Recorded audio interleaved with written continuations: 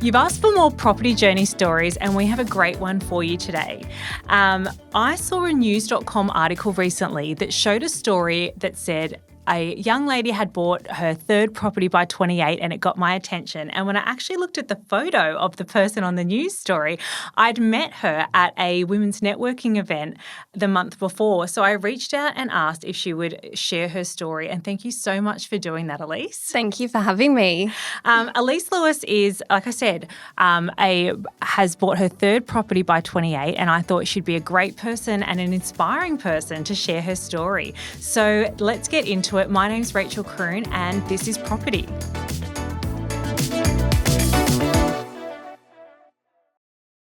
So thank you so much for joining us, Alyce.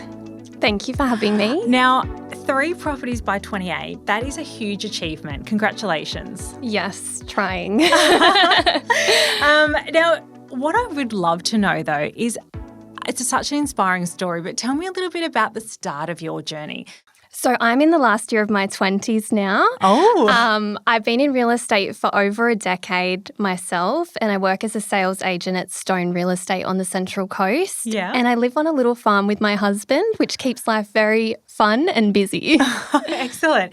Now, you bought your first property quite young. Tell me what your relationship was like with money when you were a child. I've never been asked that question before, and I actually love it. On reflection, I would say that my perception around money was shaped really early on. I was raised by a single mum, and that alone comes with its own set of financial pressures. Yeah. But she was always a really hard worker. She had a great work ethic, which I'm glad to have inherited from her.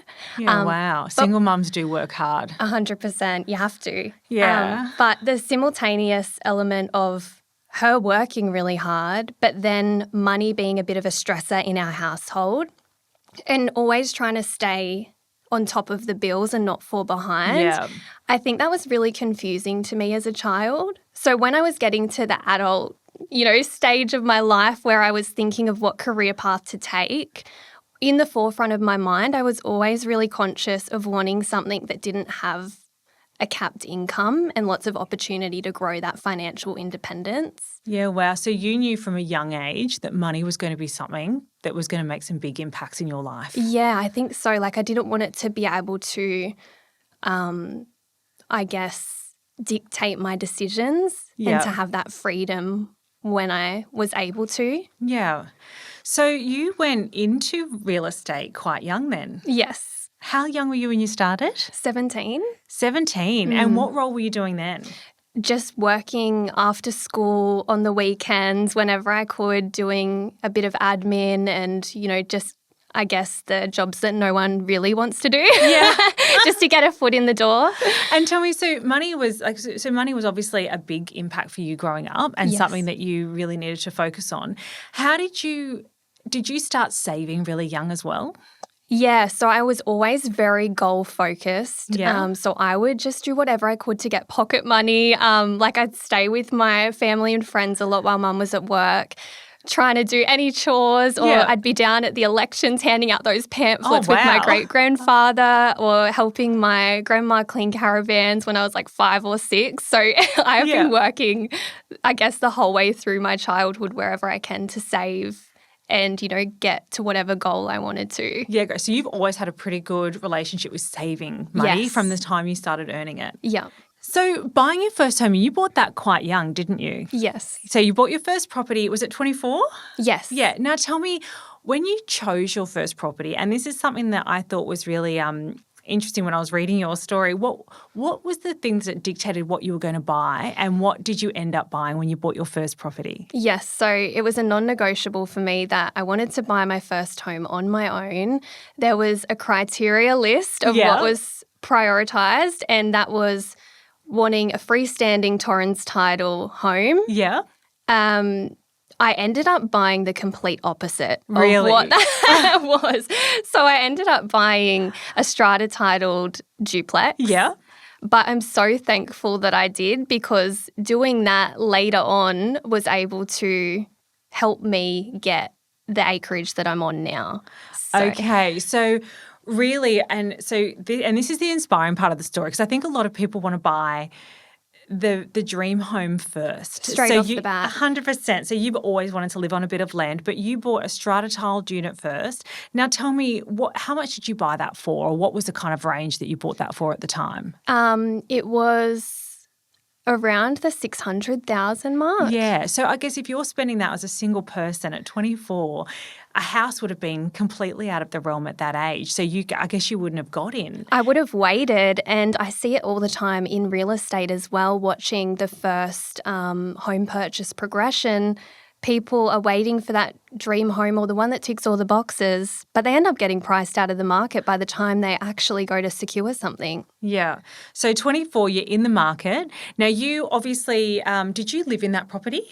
I did for a little while, and then I ended up turning it into an investment. Yeah, okay. So, and obviously New South Wales, you've got to, at that point you had to live in the home for 6 months to get the stamp duty concession. If I'm having a guess, that's 12 months now. Yeah. But yeah, so you stayed there for a while, and then, so tell me what happened next. So you stayed, when you moved out of that property, what was the plan for that property? So I was just going to keep it as an investment. Yeah. But then flash forward, I moved in with my partner. Yeah. So when we flipped that to an investment, I lived with my partner, Todd, and we always had dreamed about living on acreage and land and having that lifestyle. But again, I was very realistic that was probably something down the track by the time we could afford it. An ad popped up.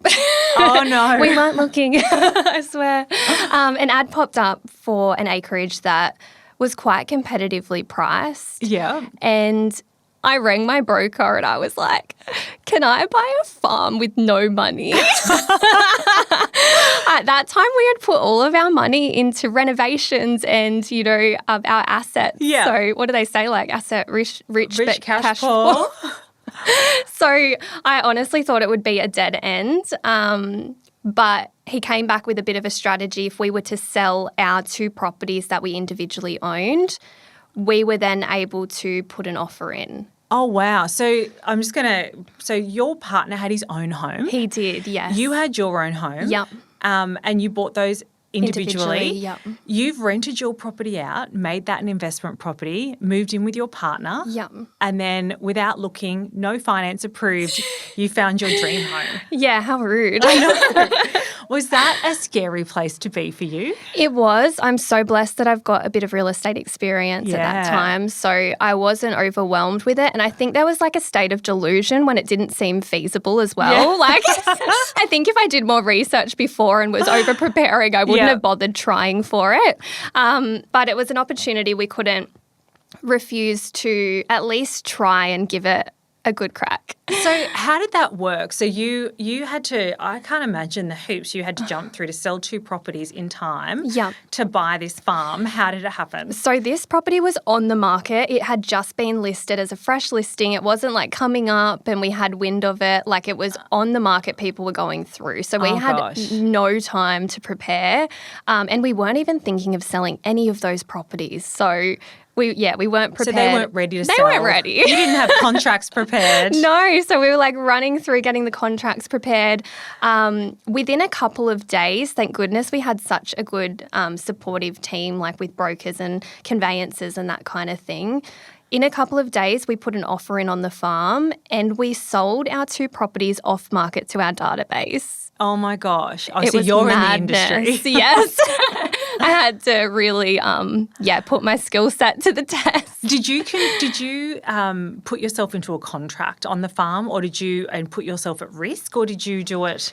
It was all happening in a cool-off simultaneous. Period? So I did it in a cool-off period, but we were cutting it so fine. Like there was definitely a lot of risk attached. And if it was my first purchase, that wouldn't have been where I would put myself, but I assessed everything and I was in control of a lot of the elements. So sometimes fortune favors the bold. It does. And now you have a dream home. Yes. Tell us about your dream home.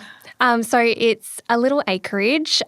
Look, it's not my dream home, but it's my dream lifestyle. We've got a lot of renovating to do. We've got a big scope of work there, but we have lots of farm animals, sheep, goats, chickens, bees, all the things.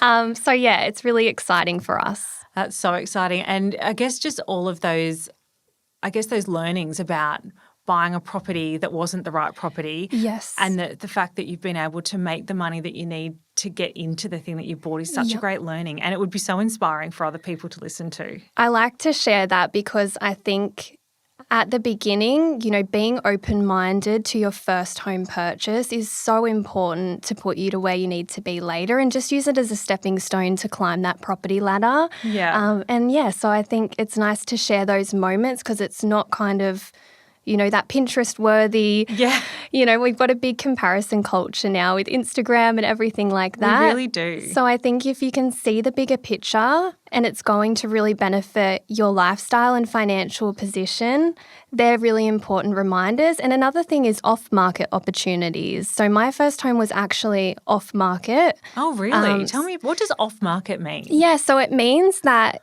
the property that is selling hasn't quite hit the market in regards to like your real estate portals, or it's not live online. Not on realestate.com. Yeah, so basically if you contact agents in the area you're looking for and you say, hey, what have you got on your books coming up that you're preparing for market? Yeah. They might have the ability to share with you some properties that they could get you through before everyone else. Yeah. And that's a really good opportunity as a first home buyer because it kind of gives you a second to breathe and go have a look properly and do your research before you're competing at an open home with 30 other people. Yeah, that's great. And I guess there'd be some people that wouldn't want their house to be advertised if they have the 100%. opportunity to sell it before. I know I would hate the thought of people coming through my home. Yes, like the open home process, also paying marketing.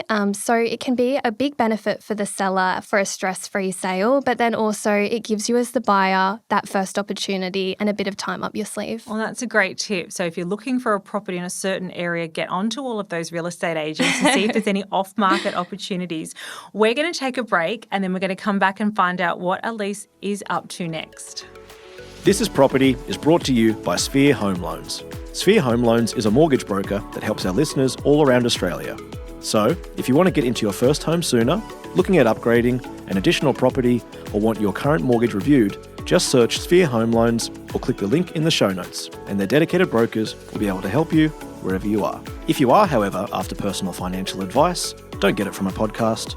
If you would like help based on your own personal situation, head over to moneypodcast.com.au, click Get Help, and we'd be happy to introduce you to one of our trusted professionals. That's moneypodcast.com.au and click Get Help. Okay, we are back with Alyce talking about her property journey. She's now in her second property, and it's a beautiful farm, and that is her dream property. Had to sell her first investment property to get there. So tell me, what was next? So after you bought that property, and I know from the news article that you have 3, so tell me about your next property purchase. What did you consider about that? Yes, so we always wanted to keep building an investment portfolio. Yeah. So that was definitely on our radar. It was just a matter of when. So, I'm so blessed that work has been going really great and moving rapidly. And then the farm was going up in value as well. And equity helps so much when you need to buy. Yeah, it does. So we then got organised to get our pre-approval for an investment. The criteria there was wanting a dual occupancy council approved property in a suburb that had a lot of growing to do still. So that was something important to me. Why did you want a dual occupancy or dual occupancy potential? So basically, the rental income, both could be rented out for us to help with the mortgage repayments. Yeah. And also it's going to be a long hold. So I'm just forward thinking for that retirement age and wanting to get in as quickly as possible so we can experience hopefully that capital growth. Yeah, great. So you are so far from retirement age. Yes. In your 20s.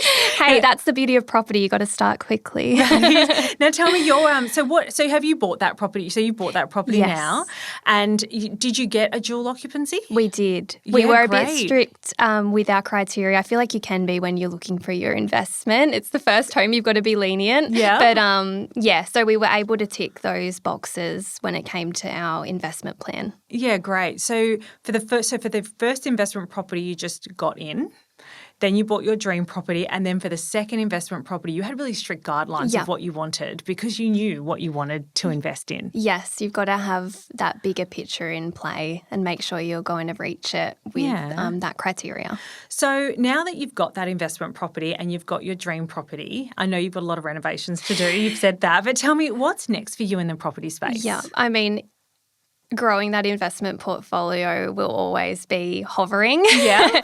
But I think this year I do just really want to focus on renovating the farm. That will be really fun for us to just sit and enjoy that process. Although I don't think renovating is enjoyable, but I've started following you on Instagram and I've seen your animal pictures. They're so cute. Yeah, that keeps me going. And so do you think you would buy so you said you'd buy another property. Is there anything that you would have done differently in the investment journey that you've had so far? I think I'm just grateful that it's come together in the way it has. So I wouldn't have done anything differently. I think there's just such a beautiful thing in the property sector where it's such a great vehicle for the everyday person to be able to tap into, whether it's leveraging equity or, you know, buying that starter home and then upgrading your assets or flipping a property for a profit or building that investment portfolio. It's so amazing to see what can be done for long-term growth to put you in the best position. So, no, I'm very grateful for how it's transpired. And I think that your journey has been really inspiring for young people, especially being, like, I know that you're 29 now, but when I read that story, 28, and having bought your third property, thank you so much for just sharing all of your pivots and I guess the strategies that you've used to buy property. I think it just really is inspiring, especially for so many people that might be listening that are yet to get into the property market and hoping to get in. I think a big learning that I would have taken from your story would be that you, I guess, compromised on your first property. I think the fact that you said you wanted a freestanding house and all of those other things, but you compromised on that. You said, you know what, I'm not going to buy what I absolutely wanted. I'm going to buy what I can afford. And if you hadn't have done that, you wouldn't have had the property and the equity to buy the house that you really wanted. So I think that that's a huge learning. I think a lot of people will be really inspired by that story. I hope I've been able to add some value. Yeah. And thank you to you as well. You're such a powerhouse and you're always so supportive to women in the property industry. I've seen it personally firsthand and with everyone else. So thank you so much. No, thank you. Now, I am going to take advantage of the fact that I have a real estate agent with me today because I saw a question get asked in the Facebook group recently, and I thought I'd ask you because I've got that opportunity while you're here. And it was about something that probably would have been answered by a real estate agent. And it says, my partner and I have decided we need to sell our unit to buy our family home. Is it worth putting in the $5,000 or $10,000 or just take the win that it's already doubled in value? So if you were getting asked that question, Alyce, what would you say? First of all, congratulations. What a great Double position. That's amazing. So I would come back to the personal goals for the family. So, you know, with our situation, we had a particular property in our sights and we didn't have the luxury of time to prepare. So if you have something in your sights, look, you've already doubled in value. Sometimes you just take that win for the bigger picture. Yeah. But if you do have the luxury of time, I would absolutely invest into your home. There's no harm in strengthening that dollar value to make the next step a smooth process. Things that could probably help with that, you know, general declutters, making sure when you're walking through the property you don't have big bulky furniture impacting your space. I think less is more. Yeah. So you don't need to spend a whole heap to get it to where you can add value financially in the sales side. But other things like styling can be valuable depending on your space. Yeah. There's something like decluttering, that's such a handy tip as well. Yeah. And it's funny because sometimes people just don't tap into it. And it's something that really transforms the space and eliminates a lot of objections. Yeah, I actually had a home styled once when I was selling it. And then when I was selling my next home, I stole all their ideas and did it myself. That's what the internet's for, right? I know, right? So I think you can, because the styling was quite expensive. And so I thought, I'll do that myself. But it made such a huge impact when you're selling. So I think people focus on where you've got to spend money like paint and carpet, but styling can be so impactful. Absolutely. And yeah, touching up paint and those sorts of things are definitely worthwhile if you can.